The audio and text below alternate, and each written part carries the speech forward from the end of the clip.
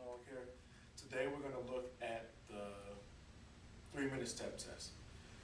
A couple of times a week, even up to somewhere in the neighborhood of 1 to 10 times, we got administer this test to different people to get a baseline measurement of what their cardiovascular endurance is like.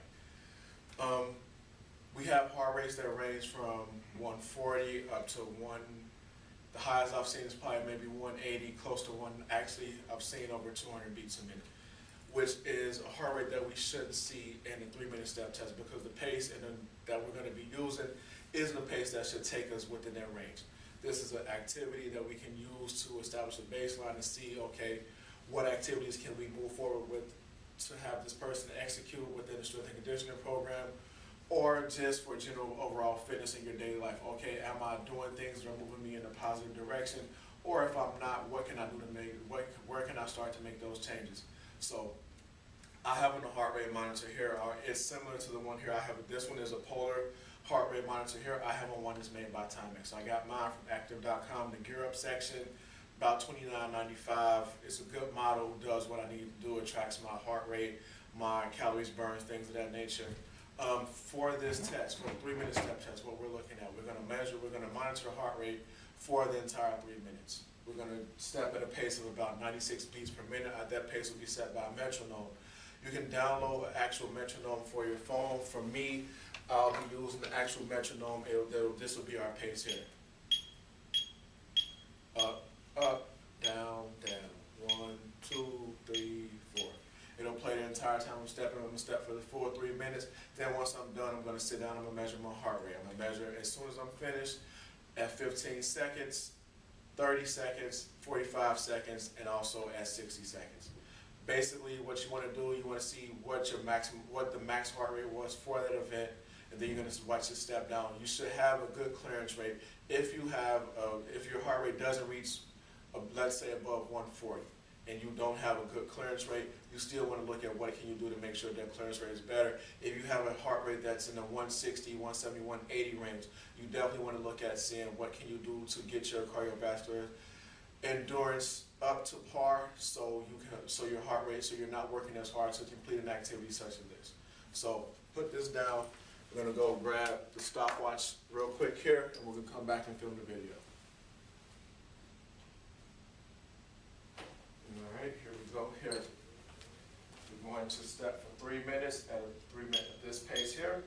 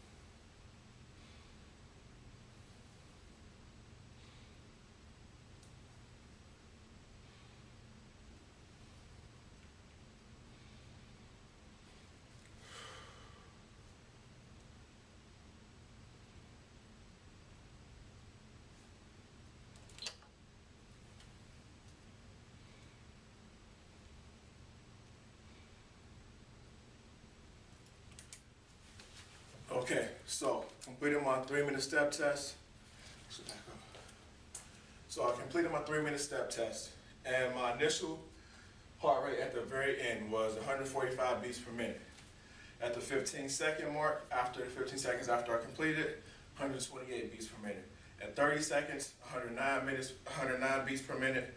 45 seconds, 103 beats per minute, and at 60 seconds, 92 beats per minute. So, pretty decent clearance rate. You want to get back to as close to the normal range, which is 50 to 100 beats as possible for your average adult, average human being.